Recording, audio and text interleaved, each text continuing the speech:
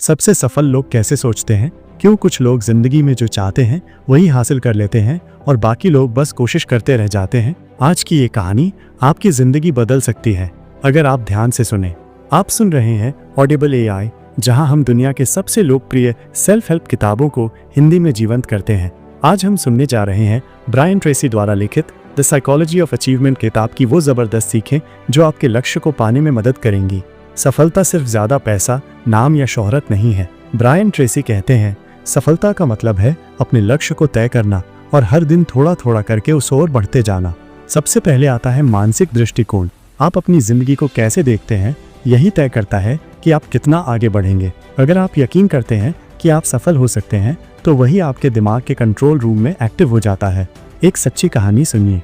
एक साधारण सेल्समैन था जो पहले मानता था मेरे बस की बात नहीं है, लेकिन एक दिन उसने फैसला किया कि वो अपनी सोच बदल देगा। उसने खुद पर विश्वास किया, अपने लक्ष्य लिखे और हर दिन उस दिशा में मेहनत करने लगा।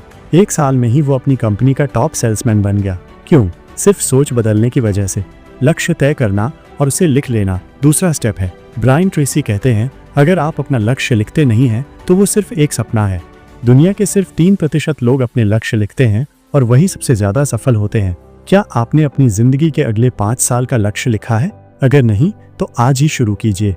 दोस्तों, अगर इस तरह की ऑडियो बुक आपको मदद कर रही है तो ऑडिबल AI चैनल को सब्सक्राइब कीजिए।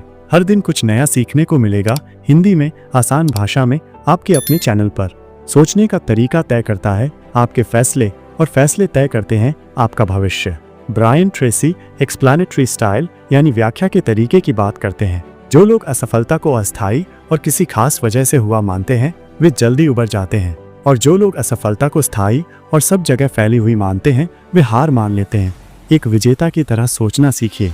मैं नहीं कर सकता की जगह कहिए, मैंने अभी तक नहीं सीखा लेकिन मैं सीखूंगा।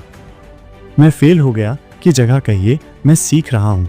आत्मानुशासन एक और अहम बात है। जब आप खुद से किए वादों को निभाते हैं, रोज एक तयशुदा रूटीन के साथ आगे बढ़ते हैं, तब असली उपलब्धि शुरू होती है।